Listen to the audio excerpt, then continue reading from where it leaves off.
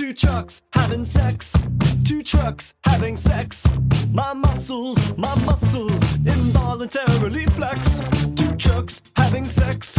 Two trucks having sex. My muscles involuntarily flex.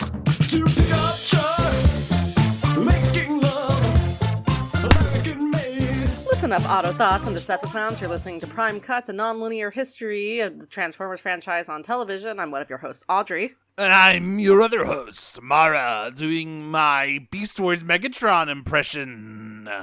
Don't you recognize it? It's me, Beast Wars Megatron, with my iconic voice. Yes! Like, here's the thing. You're not quite... Not in, like, register, but in kind of, like, affect. You're not really capturing the almost Gilbert Godfrey-esque. Like... So, I get, like... Predacon Megatron does not sound like Gilbert Godfrey. Thank God. Thank God. But like the effect is kind of the same. He kind of speaks with emphasis like this. Yeah, Lord Megatron. Look, yeah, look. David K definitely had a specific cadence to his voice as Beast Wars Megatron. Not even this is not it. I don't know what this is. Like you said, it is Gilbert Godfrey. We're talking about Kingdom, War for Cybertron Trilogy, Kingdom. The beasts are here, and holy shit. This is April Fool's, but unfortunately, this is not a joke. We are recording this on April 1st. This is not a joke, though. This is our reality. Now, Mara and I had a disagreement, because I think this is not as good as Siege. I think it's better than Earthrise. I think it's not as good as Siege. She disagrees. I guess maybe I'm just remembering the end of Siege, which sucked ass so hard that it's coloring the rest of it. Siege was competent. Recency bias on how dog shit Earthrise is, I think, an understandable explanation for that. I'm also probably just enjoying it more because Jetfire isn't here anymore. Like, he's dead thank or whatever. God. So like, and I think there's actually like the characters have begun to develop personalities, which is nice. Some of them. A few of them have. Bumblebee hasn't, but that's okay. But what is interesting, actually, is by introducing all the Predacons and Maximals at this stage, is that some of them come actually preloaded with more personality than any of the other characters have. So, like... Except for Cheetor, who is... I don't even know why he's here. He doesn't do anything. Yeah, I mean, whatever. He, like, tackles a guy. It's fine. But, like, most of the Maximals actually have pretty distinct... Yeah. Personalities. The Predacons do not. The Predacons suck. I mean, there's only three of them. Hey, how are we explaining Scorponok, by the way? Well, they don't. They just, he doesn't say anything, and they never name him, so... What are we thinking? Yeah, but what are we thinking about Scorponok? How are we explaining his presence here, exactly? That is the crazy thing to me, is that they chose a character that they established lore that it like directly contradicts.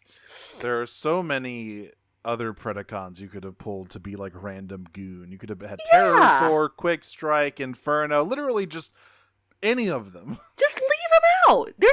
There's literally enough Predacons. You picked the single one that would have caused a problem. Oh man. Yeah, so Kingdom's whole thing is that the Beast Wars characters are here now. The G1 characters have fallen into the middle of the Beast Wars. It's sort of like the third season. Also, there's time travel. It's sort of like the third season of Beast Wars, but shitty and stupid instead of good. But we got some like ancient alien shit going on here too because of fucked up time travel shit. Yeah, I mean, to be fair, that's all stuff that's just in Beast Wars. All that stuff with the Golden Disc is just like that's just straight out of Beast Wars. But I thought. And remember, Beast Wars also has ancient alien shit. The Vok built Stonehenge. Oh, right. That's right. I forgot about that. The Vok built a second moon. Yeah, it's kind of a big thing in Beast Wars, isn't it? Whoops! Tee-hee! So that part, all of that stuff is accurate to the source material. What isn't accurate, as we've already discussed, is Predacon Megatron's insanely fucked up voice, but we'll get there. And, like, entire characterization. Oh, he is unfucking recognizable. I want to shove okay, for the sake of convenience, I know this isn't how it works at all, but can we refer to Beast Wars Megatron as Megatronus or something, so we don't have to, like, go between, say Pred Megs. I'm just calling, you know what? Mpred. Yeah, sure. The Impred and Megatron. Megatron Normal. Who we open up our episode with as we get a flashback to the end of Earthrise, where we yet again get to see him not react at all to Galvatron being slurped through reality. He just stands there and watches. We get, like, the whole thing of Unicron saying, like, you fucked up too. Yeah, like, but he doesn't do anything. He's just but he doesn't do anything except just slurp him through. And then he's like, all right, don't do it again. And then he just, like, flings Galvatron off into space. All of that stuff is very vague. We cut to it's Earth, baby. It's finally risen. Happy Easter, Earth is risen. That's right. The Autobots are waking back up. Optimus is injured as hell. Wheeljack has successfully, like, grown a personality. Good for him. Everyone else is still working on it. Also, the ship has a concussion. Listen. Like, it's sentient. I'll give it to them. It's funny, though. It's literally, like, mumbling incoherently. They're like, why is it doing that? And everyone is confused. And they're even more confused when a cheetah appears on the screen. And then they're even more confused when animals start attacking them. So I have a particular question about Rat Trap's size in this scene. I mean, the sizes are all just fucked. Like, but Rat Trap's is particularly fucked because he is the size of a rat. No. When they find him. Oh, is he, or is it just like a weird thing of perspective? I thought he was. Because they find him chewing on the wires. Yeah, but they're big wires. They could be chewing on some, like, large wires. Girl. I think the more important part of this scene is before any of them transform, we get the beautiful image of RC punching a tiger in the face. I do really like how they engage with it. And everyone is just, like, fighting hand to hand. And then Optimus has that motherfucking thing on him. Shooting. Oh, yeah, Optimus is like, I don't care about this planet's indigenous life forms. Get blasted, idiots. And it's like, man, I hate you so much. Yeah, you're lucky these guys are robots, man. Yeah, dog, if you had just killed a white tiger, like... If nothing else, it would have been really hard to clean up the cockpit of the Ark. You would have made a big mess. Like, but yes, luckily, they are in fact robots. Hey, Nemesis Prime? What the fuck? Yeah, it's coming.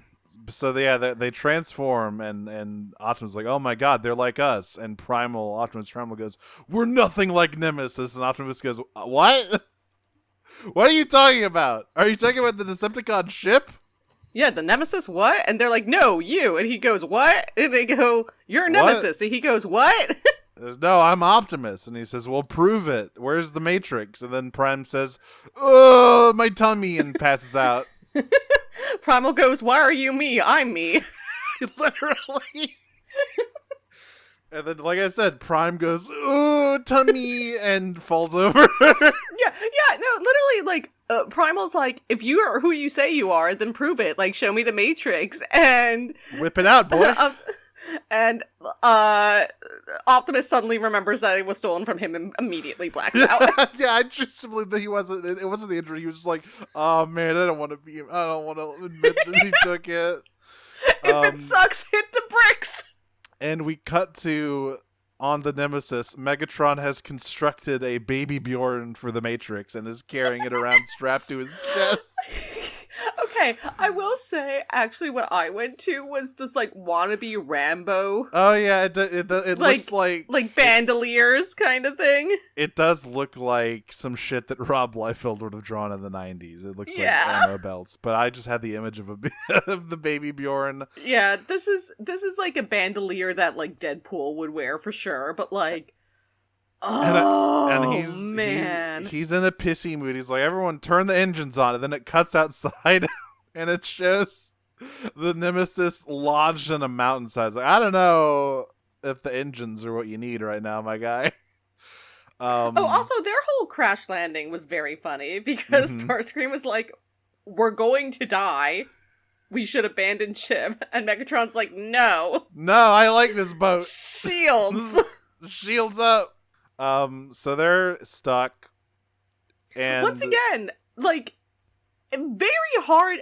I know I'm a Starscream stan, but like, very hard not to root for Starscream in this show, who fairly regularly is actually competent and is also just like brutally shot down for any competence that he shows. Yeah.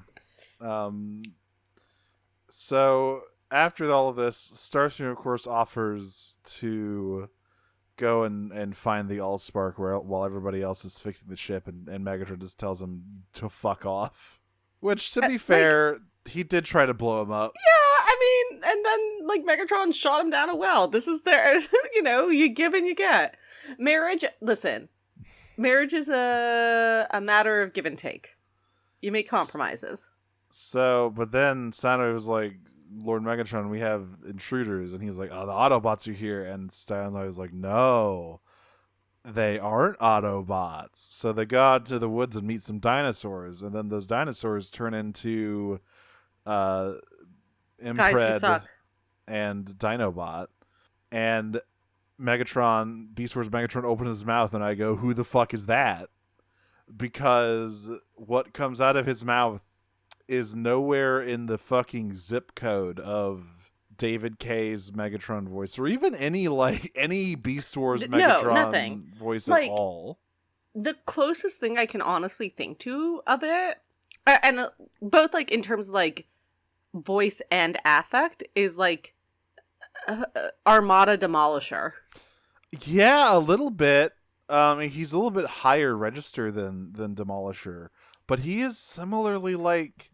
Okay, so like Beast Wars Megatron is a very cultured sort of cerebral guy. He's like, he's like a Bond villain.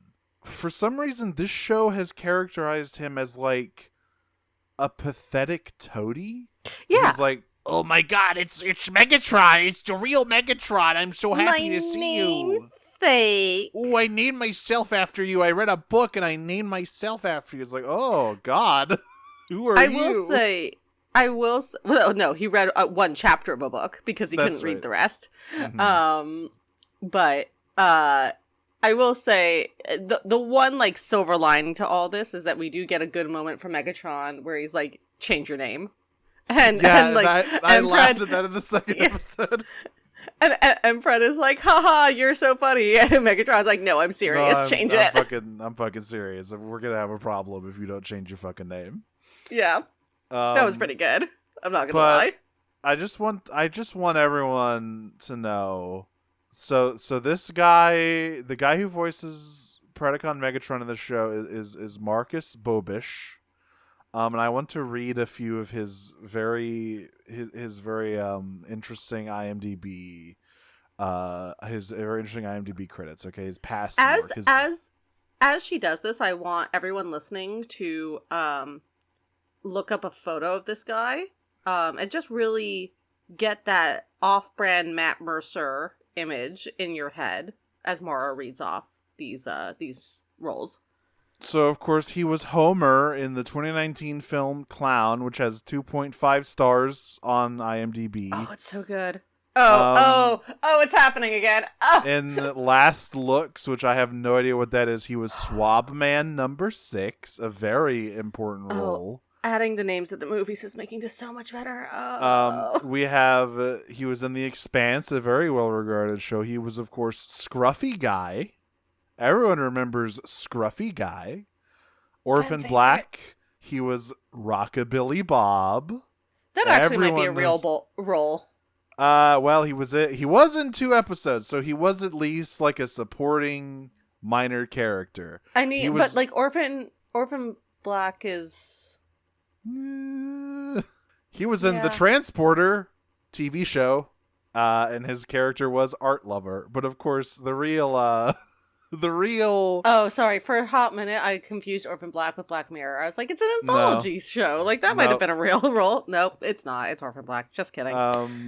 The real crown jewel of his entire thing here is that his role in the 2020 film Blade: The Iron Cross, where he played Greasy Goon. And I just want to go over here and read the synopsis for Blade: The Iron Cross. Give it to me. Directed by John Lachago. In 1945, a psychic war journalist gains a telekinetic link to a murderous puppet and uses its help to sabotage a top-secret Nazi experiment that involves using a death ray to transform people into zombies. Boy, howdy. My favorite word in that summary is the word transform.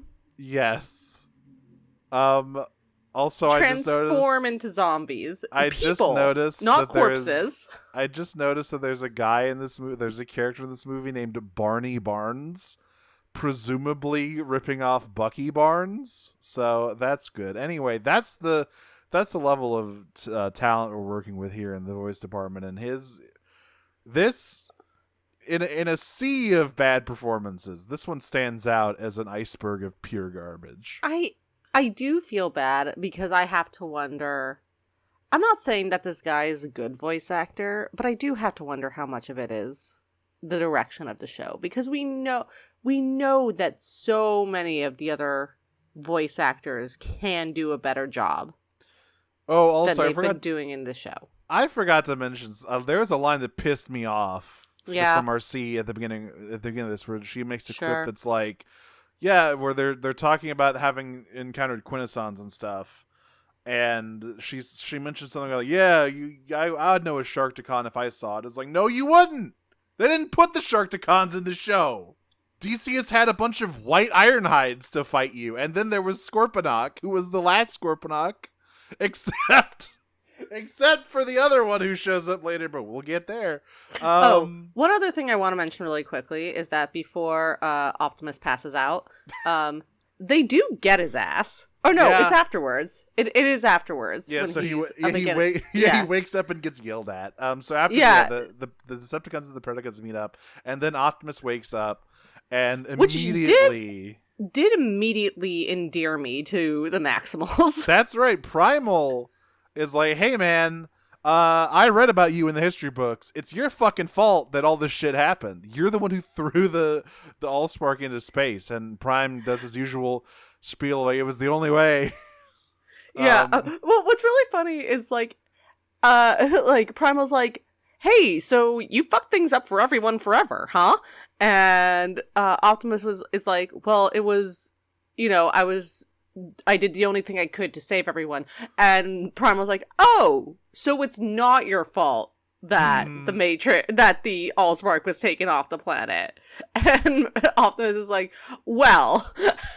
And it's just, yeah. And also I just have, a writing problem. So the whole thing is that like there's a line in here where Optimus is like, I'm trying to preserve our future, right? Where he's like, because he's talking about, I don't care about any of this stuff. We just have to focus on the Allspark. We have to find the Allspark so I can fix my mistake. Hey, I'm putting my lips right against the microphone. Sure. Why do you need to find the Allspark, Optimus? Is there a reason?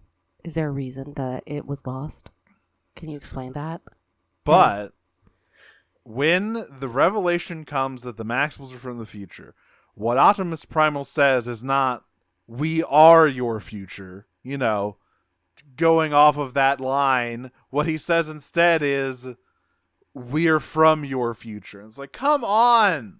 It was easy. Easy layup for like a cheesy line. You would have been pissed off either way. I wouldn't have. At least that is like it's like a fucking something. It's just like nothing. And also, I have more evidence for Scrapface being Shitface.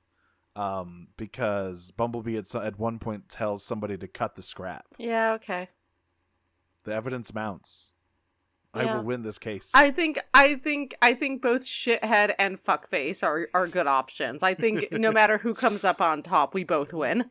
Well, we know who loses, and it was Scrapface because he died probably. Yeah, not a single sighting of anybody on Cybertron, by the way. All those guys are fucking dead.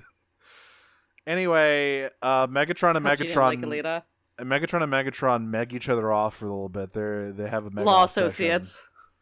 Megatron. We need a third Megatron in there. Get animated. Megatron, and Son. It's Tarn. So that is not his son. you are not affiliated with me. So Beast Wars Megatron basically tells his past counterpart, they're like, "Hey man, did you know that the Voyager Golden Disc is basically just the sports almanac from Back to the Future?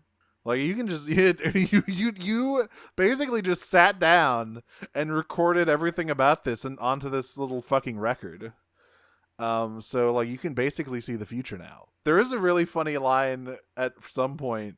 I don't remember if it's when they first meet her in this scene where Megatron, like Impred goes like, "Hey, I have something to show you," and he pulls out the golden disc, and Megatron just goes, "Yeah, a lot of people have been showing me that. What is it? What does it do?" People keep flashing me. It's really weird. People keep showing me their fucking golden discs. I'm just like, I don't know what the fuck this means. I showed you my golden disc. Please reply. I also like this scene where they Black Arachnia and Starscream have a kiki. Oh yeah. But before that, Megatron kicks Dinobot and Starscream out, and Starscream tries to bond with Dinobot, but Dinobot just like draws his sword and says nothing. Or no, actually, Starscream was like, "Oh, well, surely you have heard of the great Air Commander Starscream," and Dinobot just says, "No, I haven't." I will Bye. say they are trying to like speed run Dinobot's like conflicted morality, and it is not ending well for them. He's way more of like a softie than he ever was in Beast Wars. Like he's basically just a fucking bleeding heart in the show. It's crazy. I mean, it's also just like it doesn't work, right? It's too fast for him to like. Yeah, the whole thing that like, made here's the Dinobot. thing. I figured it out. They swapped personalities for Jetfire and Dinobot. Yeah, they did. And they might have swapped something else too, because I forgot about this. So, okay. It becomes more clear in episode 2 when Dinobot says more things. But when Tigatron opens his mouth in this episode, I was like, wow, that doesn't sound like Tigatron at all. That's weird. He's really raspy. And then Dinobot started talking. I was like, wait, he sounds a lot like Tigatron should. And also he's like espousing things that Tigatron should be talking about. What the fuck is happening?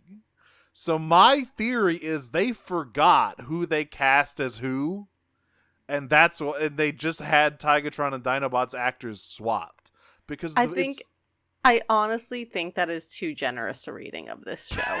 They just horribly miscast them. There's like, yes, yeah, that guy sounds like Tigatron was like a raspy, growly guy, right?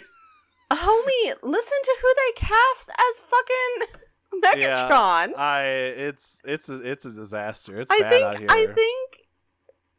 Unfortunately, I think the show is the result of a lot of conscious poor decisions.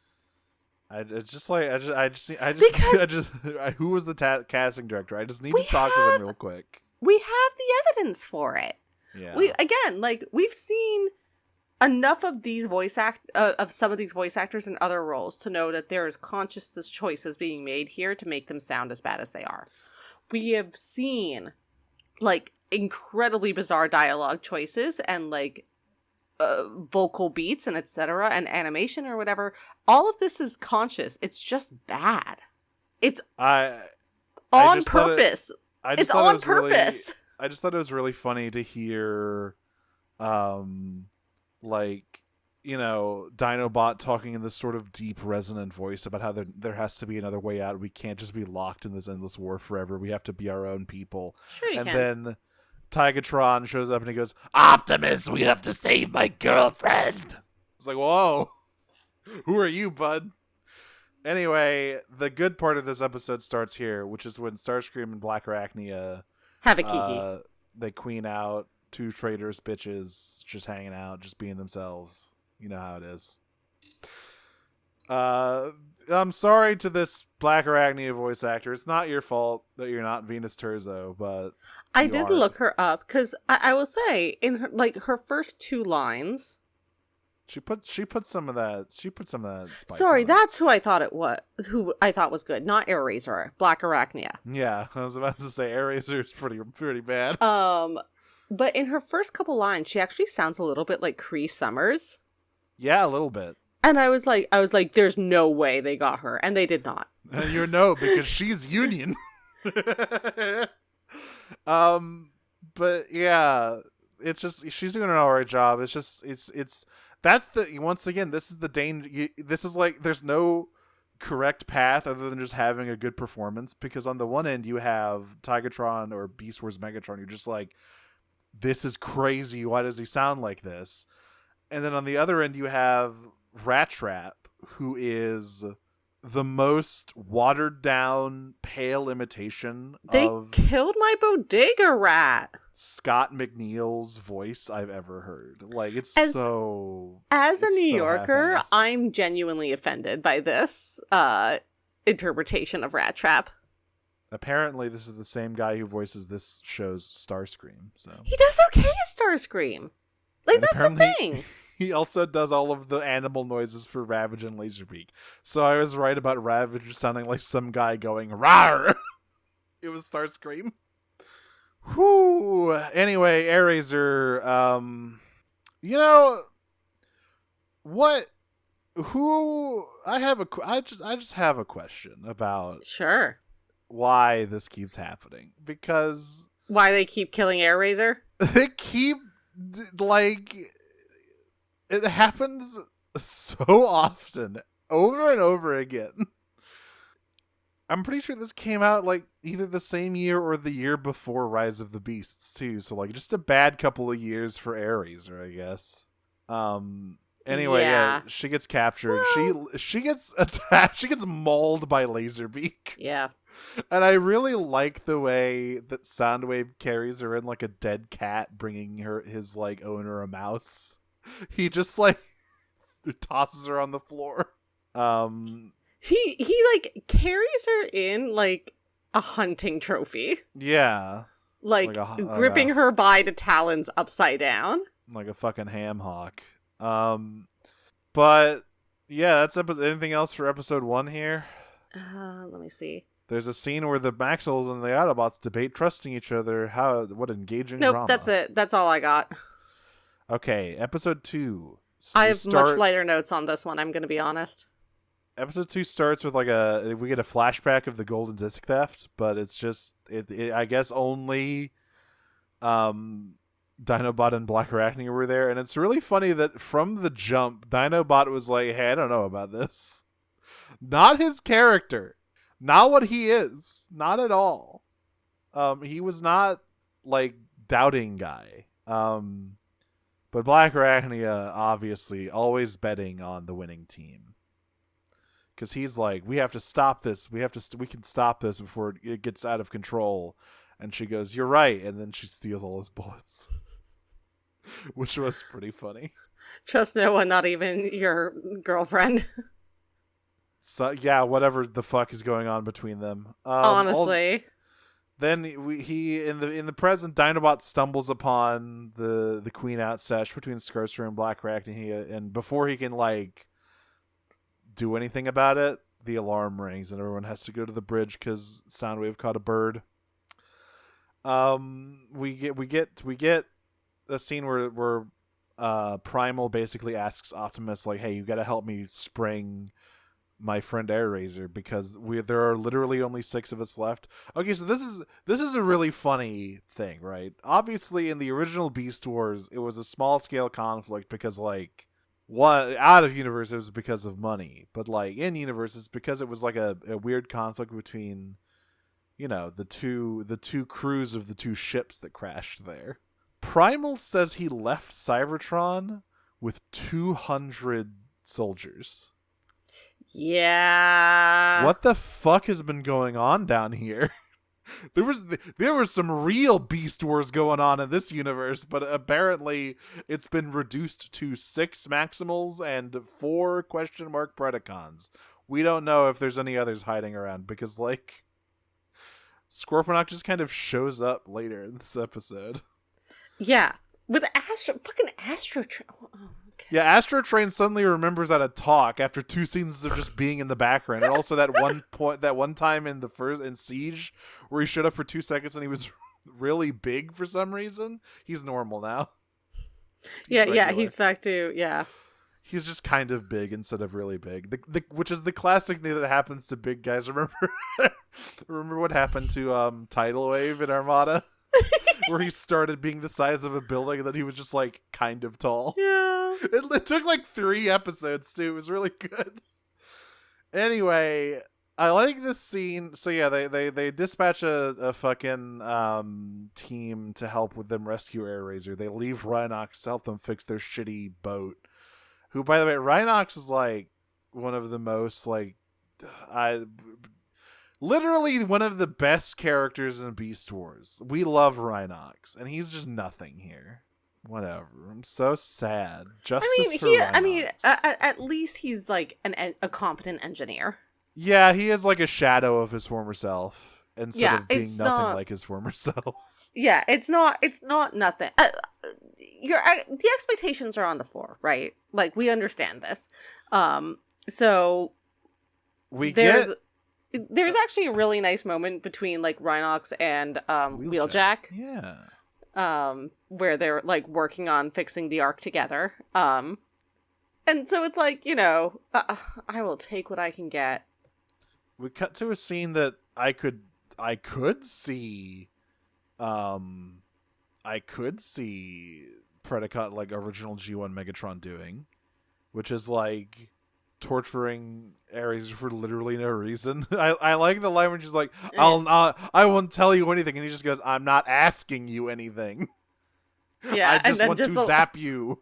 1,000 years electricity, no breaks. Yeah, and he's like, you kill all my fucking dudes, I'm gonna zap you, and Dinobot's like, no, we can't.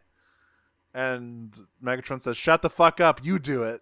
And this is incredible. So he gives Dinobot the fucking zap button. He walks out and he's like, you're head torturer now. And Airazor's like, wait, you don't have to do it. He's not in the room.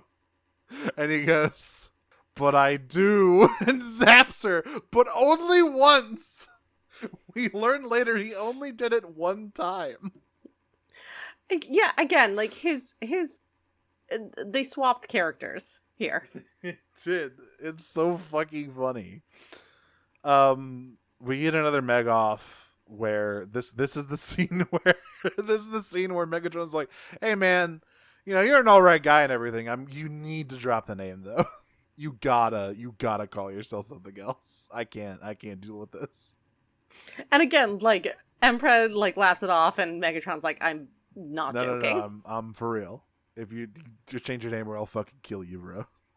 And then Megatron Empred goes like, oh, yeah, so how much of the Golden Disc have you watched? And he's like, I don't know, just enough to know where the Allspark is. And Beast Wars Megatron goes, great. The number one risk to new timelines is too much foreknowledge of the future. I was like, what? Why do you give him this and say, look at all of it then? Why do you know that? What's that? But also, this is where he's like so maximum, and like, Beast Wars Megatron is not a toady to anybody. I know. Again, you have to, it's just like a completely different character. But then the door opens on its own, and Starscream has just figured out how to turn invisible. Why can He's he a do this? ghost. Everyone's a ghost. Starscream's a ghost. Boo! Yeah. Boo! Yeah, there's Boo! God. Do you just like Demi's fucking Ready Player One theme? Remember Starscream's ghost? That was crazy. Ready Player One. So yeah, he runs off. He has because they know where the Allspark is, and so does Starscream. We cut back to the Ark where Rhinox smacks the console and it makes it turn back on. And then there's a line where they're talking about like, yeah, Ratchet's like, we need to find the space bridge that the Allspark went through because otherwise we can't go back home because we're not going through the dead universe again. And Rhinox just goes, oh shit, y'all through the dead universe? That's fucking dumb as hell. Why did you do that? Yeah, he's like, well, no wonder nothing's working. Why didn't you tell us this? Here, let me just install reviveuniverse.exe and then everything turns on. Stupid! Oh, I hate it. Megatron has a bad dream. So, I guess he's napping. Okay, so Cybertronian's gotta sleep in this universe, I guess, because he's still sleeping, and he has like a dream about like his guilt, I guess, because he sees that power station he shut down in Earthrise. He sees Ultra Magnus's head. This doesn't work. Once again, Who would have guessed? Megatron is just a different guy in whatever scene he's in. Like. Now previously he's like brutal tyrant Megatron, he's conniving Megatron, he's regretful Megatron, he's all Megatrons at once. The Megatron of 1,000 faces. And he says, him. "Ooh, and I hate him. No more white wine spritzers before bed," because he just chucks the Matrix away. And he goes, "All right, fuck this, and we're gonna go find the Allspark right now." Which is like, why didn't you just? You know where it is. Just go. Why were you waiting? What were you waiting for? Go get it. Moment. The perfect moment. This is where, yeah. So Dinobot. This is where Dinobot and Airazor speedrun Dinobots character development. Oh, yeah. She's like, so I noticed that you didn't like you only zapped torturing me, one time. Yeah, you didn't like torturing me that much. And Dinobot's like, shut up. And she's like, I see that maybe you're a little bit tortured. Mm-hmm. And he's like, it's one, and once again, he's just like, I wish we could find a way to stop the war. It's like, are you? Who? Okay. Anyway, wow, it'd be so bad if I got loose from these bonds. Oh, can you just open the door? Ooh. And then he's like, but thank God, yeah, that fucking Scorponok and Astro Train are here to keep her under. That's not until later because he just walks off. All right. This is where the Autobots and Maximals, they send Rat Trap in. As always, Rat Trap is their fucking stealth operative. Another thing that's true from Beast Wars. But unlike... Yeah, that'll give them. It's fine. Unlike in Beast Wars, this Rat Trap is not very good at it. Remember that episode where he was like stealthing through the Berserk Autobot Maximal security system all on his own, and they thought he was fucking dead? But they've paired him... They have, yeah, that's true. But they have paired him with at least the Autobots' best spy left standing. True. That's true. There's only one of them, but he's by default the best, isn't he? So Mirage is here as well, which gets very goofy. Before we get to the sublux scene, I like the scene where like Astro goes, "Hey, what are you doing here?" And it's like, oh, did Rat Trap get caught? And it just cuts to Dinobot going like, walking? You're supposed to be watching The Prisoner. I don't know, she's fine. Fuck off. Who are you? You watch The Prisoner. Okay. And so then we cut to Dinobot walking up to Black Arachnia, who is very conspicuously working on a table covered in bombs. Wonder what that could be about. And I like that. Yeah, so this is where we get the line. It's like, they're all ghosts, Black Arachnia. Starscream's a ghost. He's like, oh, you bet your pussy I am. You and bet your sweet ass I am. And he just shows up because he can turn invisible now, and he just points a gun at him. God. And they're like, oh my god, he must be here to rat us out. And Dinobot's like, wait, no, I want to join you. I don't like Megatron, either of them. So that's that. Then we get like fun, at least, that like for very different reasons, all three of them were like, man, Megatron's bad. Yeah, all three of them can agree on that point. It's like, man, one Megatron was bad enough. Now we got two of them. Oh, brother. Then this is when we get to the big clusterfuck action sequence into this. So Rat Trap busts in, he gets immediately caught because Megatron has been using the golden disc as the Back to the Future almanac. He just knows everything that'll happen. Except I guess that nothing happened like it was. Like the same as it ever was. Same as it ever was. He knows that the Maximals try to spring Airazor, but he doesn't know that Mirage is there. He knows that there's a team of guys on the ridge outside the Nemesis, but he doesn't know that his Decepticons aren't going to listen to Impred, and so they get away. So really just kind of an imperfect record of the future. I don't think that they have to worry too much about compromising the timeline, because it just kind of seems like it doesn't work. It's already fucked. Yeah. Yeah. Anyway, there's a funny trick here where Mirage turns himself into Astro Train and tells Scorponok, who's here, by the way, like, stand down. And he's like using his body to like cover the actual Astro Train's like body, so he's like awkwardly shuffling, and Scorponok's like, what? Like trying to look around, like, why are you being so weird? And he's like, don't worry about it, just stand down because I told you to. And then Astro Train just gets up because he didn't like shoot, he just punched him. He goes, hey, that guy's not me. And then they have like a press the green button bit with Rat Trap, and they trap the guys in the cell. Haha. Outside, everyone gets captured immediately, but like I said, when Megatron's like, all right, execute them. Beast Wars Megatron, that is. Barricade says, we don't take orders from no Predacons. So then Impred just eats Skywarp number 473, which convinces everyone else to shoot the guys. But by that point, they've already escaped. Stupid. So goofy. The show, I know we have 2 episodes left of this, 4 episodes to watch, and I'm really not sure how I'm going to make it through it. Don't worry, Nemesis Prime is on his way. Aren't you excited? I had a very tough day yesterday. So this helped, right? Mm-hmm. And I went home from work, and I got wizard high, because I was like, I want to give myself a lobotomy for the next 3 hours. Mm-hmm. And I kind of was like, man, wish I was wizard high right now.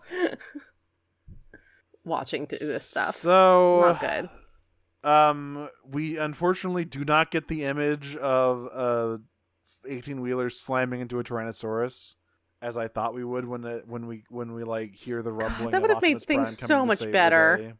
No, he transforms instead and just shoots him. I was like, come on, man. They don't use their fucking alt forms in this show.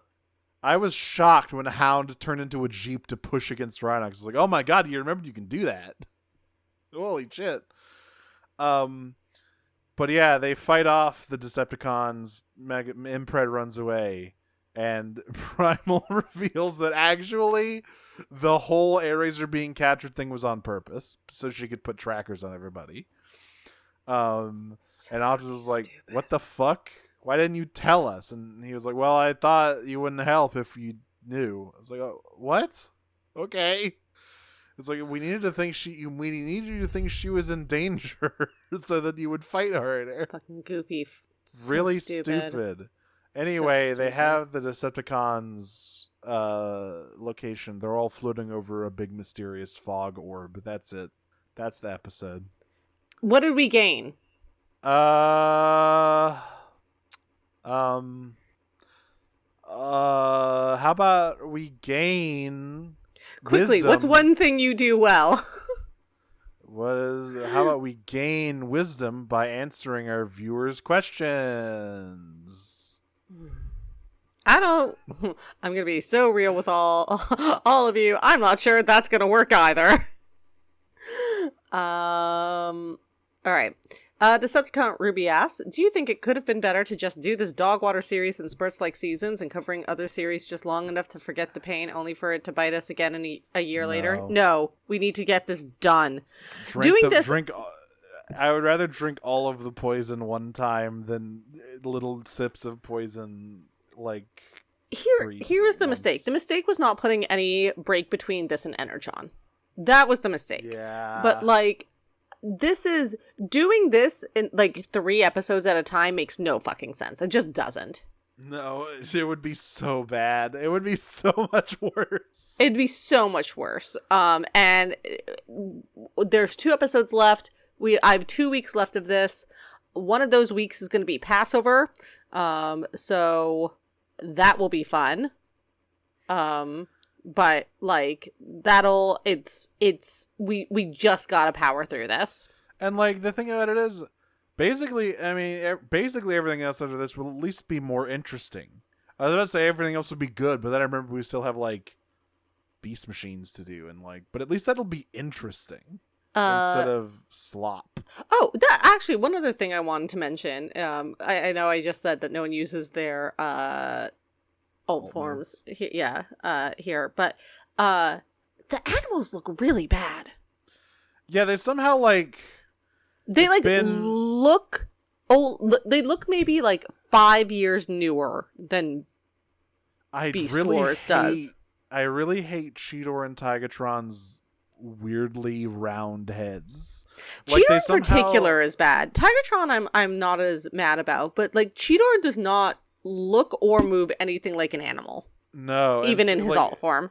Somehow Mainframe Entertainment's like fucking rocks and stone ass like computer animation looks better in places than this. Like, yeah, the model let's not go too far here. The model quality is higher, sure. I don't agree with that.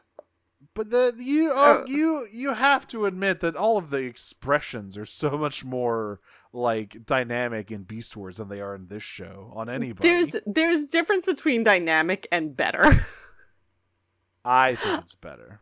I disagree. But my point that it doesn't look 20 years better is an important one, because it should look 30 years better.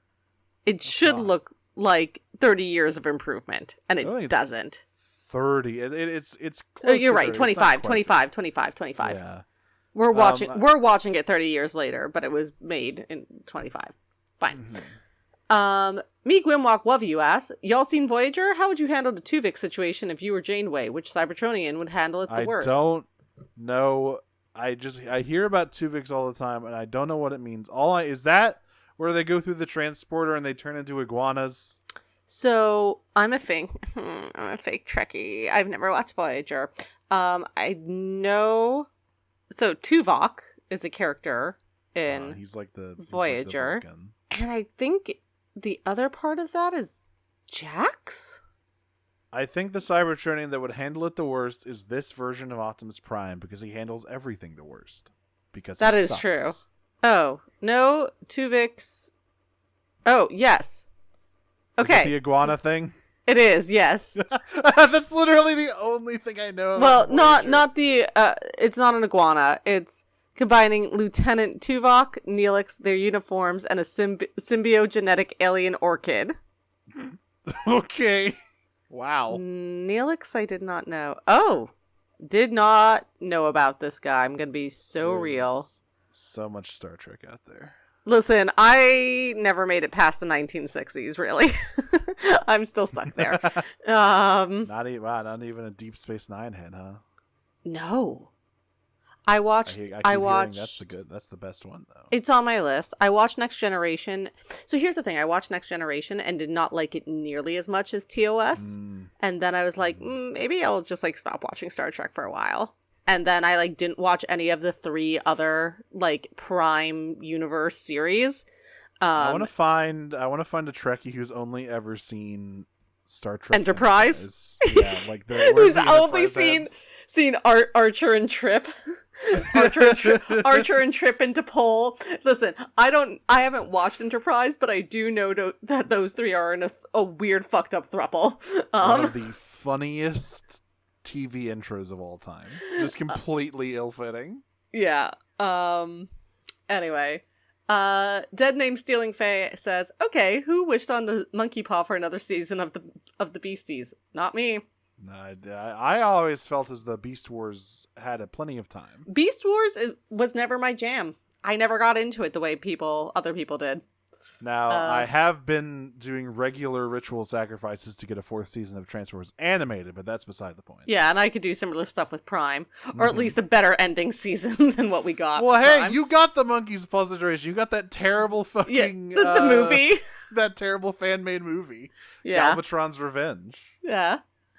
Do you think that one of the... Oh, sorry. Also from Sam, when are the ponies in G.I. Joe's gonna join?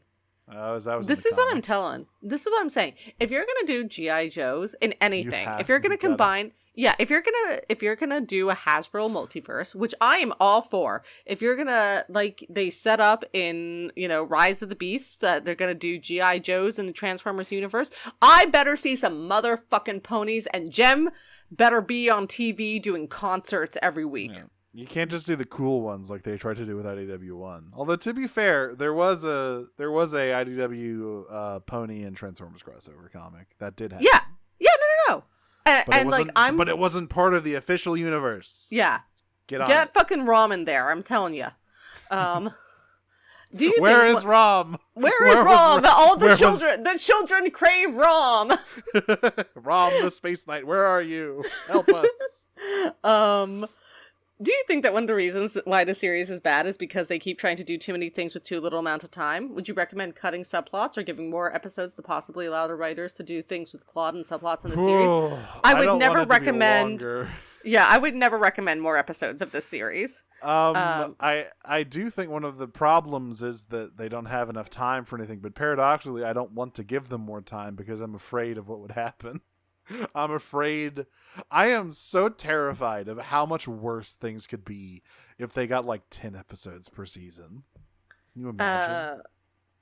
I mean, we would still be doing this in a month, so pretty bad. Disgusting. From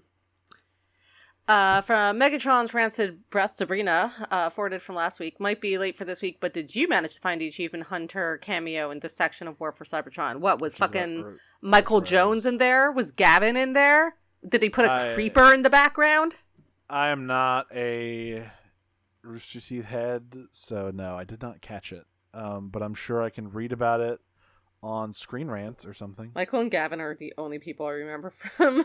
Yeah. Who was the guy? Was it Michael? Gavin? Jeff was like the actual head of Achievement Hunter, right? Or like Rooster Teeth? No. Jeff was someone else. I don't remember who the guy was that was in charge of Rooster Teeth. Jeff Ramsey. I don't think he was in charge. I thought he was someone else in charge. Achievement Hunter was an American video to gaming division of Rooster Teeth Productions, founded by Jeff Ramsey and Jack Patillo. Okay, he was in the division. Okay, yeah. I thought he been in charge of like Rooster Teeth as a whole.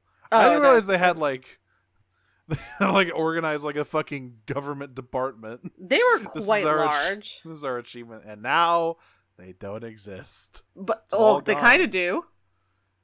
They came back. Did they? No, they didn't. Oh God. Yeah, Rooster Teeth just like a couple months ago. Why does that keep happening? Every time a company closes, it comes back as like a shambling. Yeah. Bernie Burns, the original co-founder of Rooster Teeth, and his wife Ashley have acquired the Rooster Teeth brand and many of its remaining properties and plan to relaunch in 2025. Sure. Yeah, this was February 5th. Anyway. Well, I look forward to the long and illustrious life of Rooster Teeth 2, which I predict will shut down again in like a year and a half. Where's your friend and mine, Tarantulas? And what crime did he get convicted of to cause his absence? This is actually the opposite of a crime. He actually got, paroled for good behavior from the show. From the show. Yeah. Yeah. he actually tried to get paroled. He was like normally, obviously, he would never get paroled for good behavior because he is a sick little freak. But he saw what was in his future. He's like, I can't be a part of this. This is too bad even for me. Yeah. He's on vacation in fucking Tahiti right now. Oh, me in a few months, baby. With his son Springer. How did they get Beast Wars Scorponok to play Kingdom Beastie Megatron? Wildly miscasting. You were saying that I was trying to remember who that reminded me of, but you're right.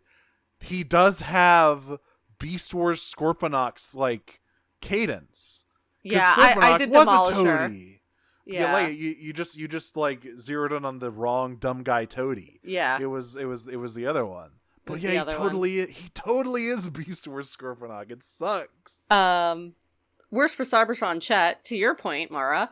Dinobot and Tigertron have swapped voices. Beast War Megatron sounds nothing like himself. With all these terrible, ill-fitting voices, what would be the funniest G1 voice swap you could do? Starscream and anybody else. Because he has the funniest voice. Let's see here. Starscream... no, I got you. Oh, what is Wheeljack and Soundwave. Ravage, eject. Operation Simple Brains.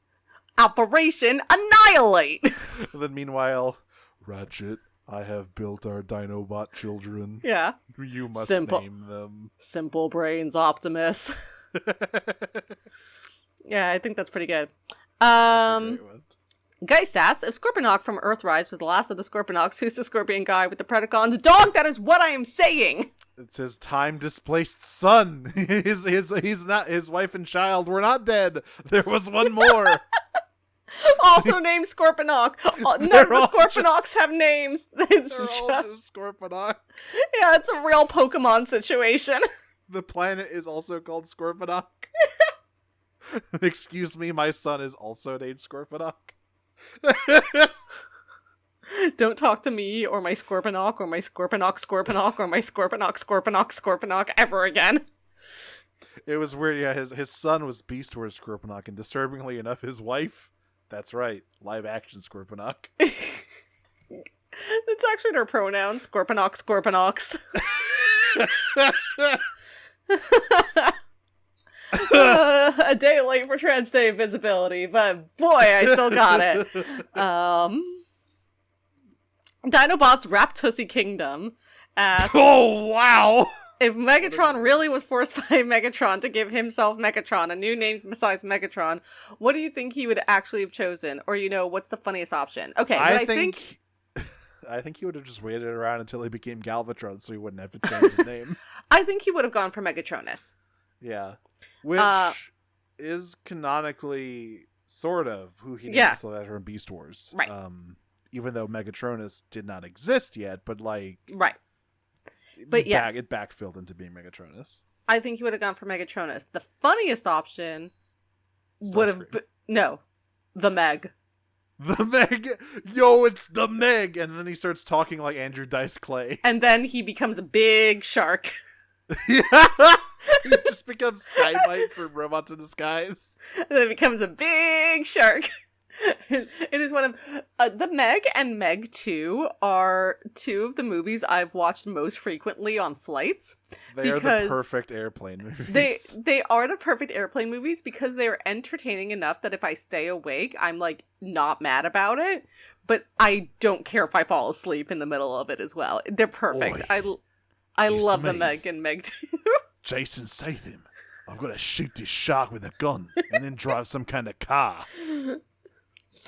And then I have to go star in several movies where I'm just a guy with a job, but secretly the job is assassin. I'm gonna be so real with you. The Fast and Furious money, not as good as I thought it was gonna be.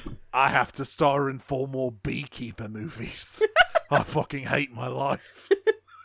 War for Cybertron asks, what's the point of trying to do Beast Wars fan service and just having so many characters just act like a different guy? There's no point to this entire show!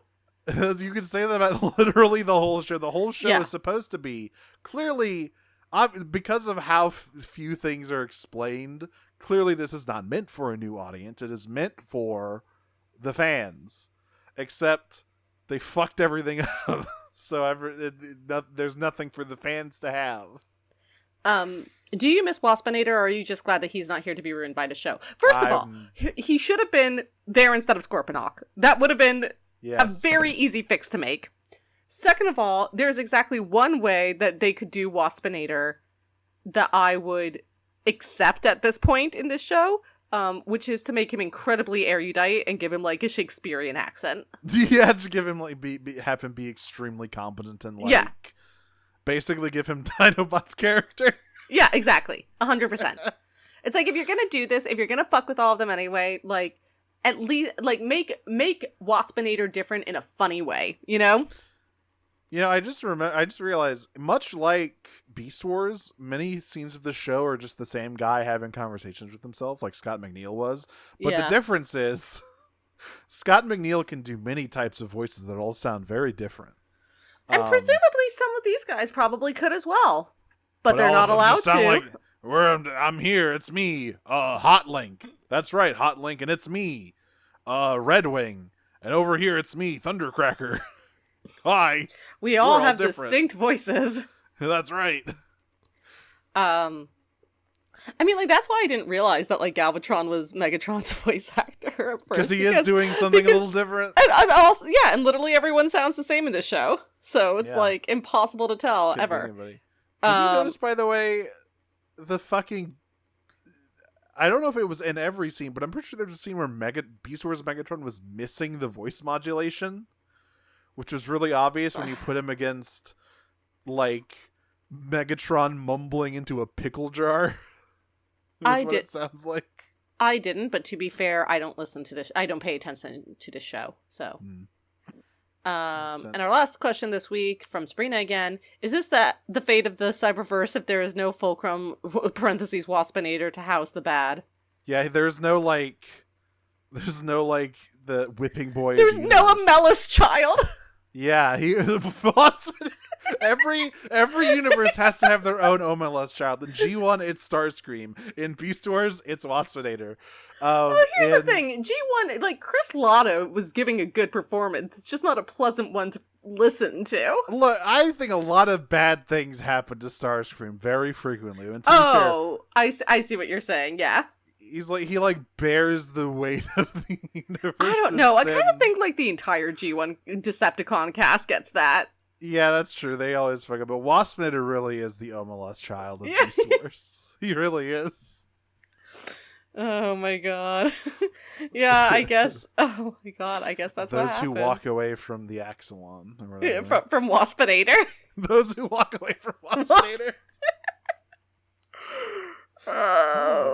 We've been Prime Cuts. That's a great episode title. It's time to wrap this. 2 more episodes of this fucking garbage that were free. Oh, mercy. I'm Audrey. You can find me on Tumblr and Blue Sky at Optimum Prime. That's my funny robot internet joke. You can listen to the other podcasts I do called Pot of Greed, which is about Yu-Gi-Oh! You can stay tuned for more information about the disappearances of Lydia Fontaine, a audio drama that I've been cast in and is in active production for season 1 right now. And if you are interested in Star Trek themed drag, you can check out some of the stuff that I do in that zone at Maxwell Warp on Instagram. I'm very excited for Lydia Fontaine coming back. That first episode was pretty good. I'm Mara. You can find me on Tumblr at Second Launch for the 5 and on Blue Sky at marawyvern.bluebisky.social. All my other stuff is sort of on hold at the moment, but rest assured, things are happening somewhere in the world. I believe you. And of course, we are a part of the Noise Space Podcast Network. I don't know why I said it like that. You said it like Mpred. Yeah. The Noise Space Podcast Network. And of course, you can listen to so many podcasts, Lord Megatron. You can listen to Sounds About Light. You can listen to Diet Coke's House of Snacks. And other things. Everyone thank Beast Wars Megatron for his lovely guest appearance. Thank you, Beast Wars Megatron. Now please go shoot yourself. All right. Well, until next time. Then. Scorponok is going to have a Kiki, and then Scorponok will Scorponok self. Will transform Scorpio self and roll out. I am going to find all of the treacherous, conniving viziers I can and have a queen out session. Transform and roll out. This is why I fuck with you. Beach. Beach.